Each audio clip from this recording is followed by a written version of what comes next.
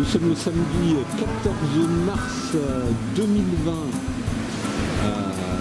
C'est l'ouverture de la pêche à la truite. On est quelque part en bord de Marne. Alors, vous pouvez le constater, les niveaux d'eau sont très très hauts. On a eu de fortes précipitations là, depuis une bonne grosse quinzaine de jours. Et l'exercice de la pêche là, pour cette ouverture est pas simple du tout. Ce matin, on a décidé en fait, alors ça s'est décidé il y a quelques jours, on s'est dit vu le niveau des eaux, on va tenter notre chance avec un guide pêche au Marnais, Bertrand Mas, pour ne pas le citer.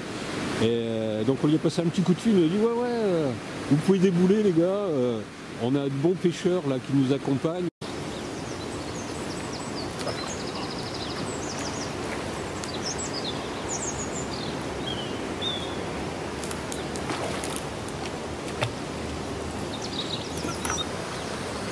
Voilà, arc-en-ciel. J'utilise une canne casting, contrairement à tous les autres pêcheurs en fait. Parce que c'est un côté un peu plaisir.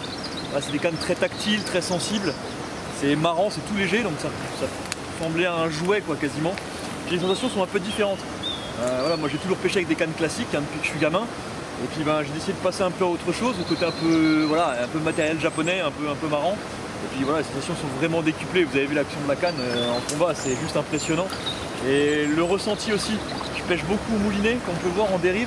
Et du coup, ça me permet de contrôler. Je peux ouvrir le pick-up avec le pouce et juste jouer comme ça, en laissant la bobine partir et en jouant avec mon pouce pour animer. C'est un petit peu différent, c'est un peu plus technique, mais c'est très sensible, c'est très tactile comme technique.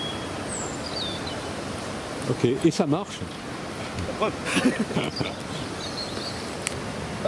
Alors voilà, hameçon simple sans ardillon, la preuve, hein, j'ai pas touché le poisson, ça c'est déclippé tout seul.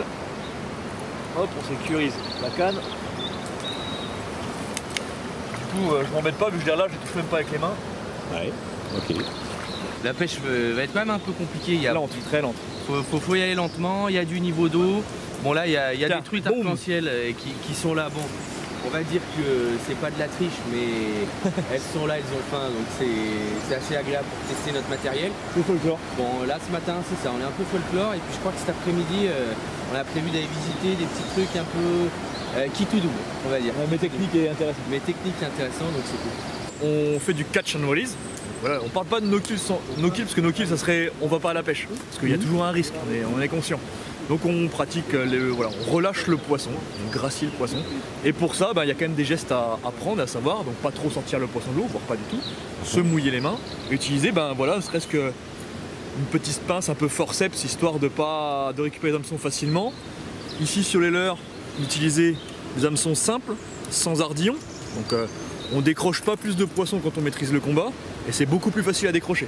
Ça abîme un peu moins. Voilà, je dis toujours un peu moins que pas du tout. Parce qu'on pique quand même les poissons, il faut en être conscient. Et on en est tous conscients. Voilà, on fait de la pêche de loisir, on fait de la pêche de... Voilà, on joue avec le vivant, et bon, le vivant, voilà, on le tripote quand même un petit peu, mais bon. Okay. Et on espère que le vivant, on va le maintenir aussi. La population, ils sont en constante baisse, même si en ce moment, c'est pas trop mal, je trouve, le milieu se revient un petit peu.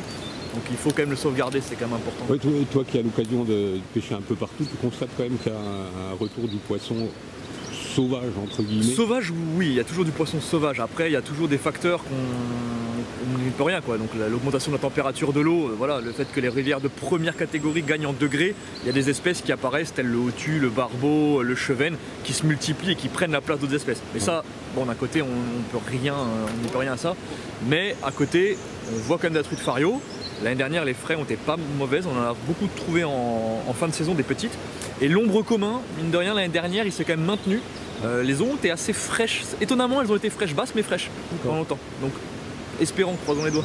Ok, c'est plutôt des bons signes malgré le fait que l'année dernière on a eu quand même des conditions de pêche très compliquées avec des niveaux d'étiage. Voilà, l'année dernière ça fait 3 ans de suite qu'il y a de l'étiage en fait, c'est pas le problème. En fait, un étiage sur une année ça pourrait passer, 3 étiages de suite c'est compliqué. Moi le seul avantage que j'ai trouvé l'année dernière c'est que l'eau était fraîche jusqu'en fin juin et elle est redevenue fraîche tout de suite en mi-août. Donc en fait la période de température haute a été faible, même s'il n'y avait pas beaucoup d'eau. Et après là, par chance, ça fait 3 ans qu'on n'avait pas eu d'eau l'hiver. Les étiages hivernaux étaient vraiment forts. Et là, cette année, on a de l'eau. Donc bon, ça a, je pense, gratté quelques frayères qui ont été malheureusement bien placées. Mais bon, au moins, on va pas se plaindre. Et la ressource est là. Alors, je suis arrivé déjà là très discrètement. J'ai vu, il y a un arbre qui est couché dans l'eau juste en face. J'ai jeté devant. J'ai laissé redescendre le courant sans trop bouliner. Elle est sortie juste en face de moi là. Elle a loupé une première fois. Je me suis reculé, j'ai redonné du mot. Elle est venue. Et je l'ai pris. Alors ça, c'est à l'heure qui est fait à la main. C'est tout nouveau. Et franchement, première fois que j'utilise et validé. Ça sent pas bon. Alors là, on est sur une catégorie de leurre qui a une forte odeur. Voilà, c'est un catégorie de leurre souple, hein, ça leur semble un peu classique, mais dedans il y a un attractant olfactif. Alors vu que les eaux, comme je disais, sont un peu froides et mâchées, et vu qu'on pêche pas nous à la panne naturelle c'est efficace parce que voilà, ça sent, il y a quand même ce côté ver de terre ou poisson qui sent. Et nous on peut essayer de retrouver ça avec le leurre en ayant des senteurs, voilà, ça peut être des choses carnées, ça peut être des choses à l'écrevisse, ça peut être des choses au poisson. Là, ça sent un peu plus le fromage. Et du coup on va essayer de retrouver, d'inciter les poissons à mordre avec quelque chose qui ressentent et par les vibrations et par le côté olfactif. Parce que bon, le poisson il est comme nous, hein, il a 5 sens. Hein. Il n'a pas l'ouïe, mais il a le ressenti vibratoire. On va dire que c'est ça qui change.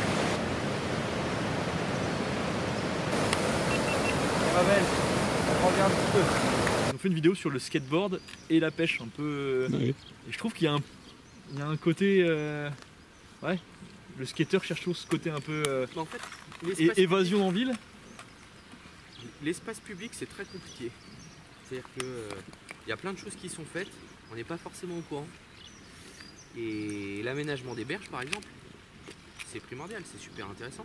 Parce qu'en fait, il se passe plein d'aménagements sur lesquels on n'est pas au courant. Il y a des poissons qui se regroupent dans des zones qui sont connues de certains pêcheurs.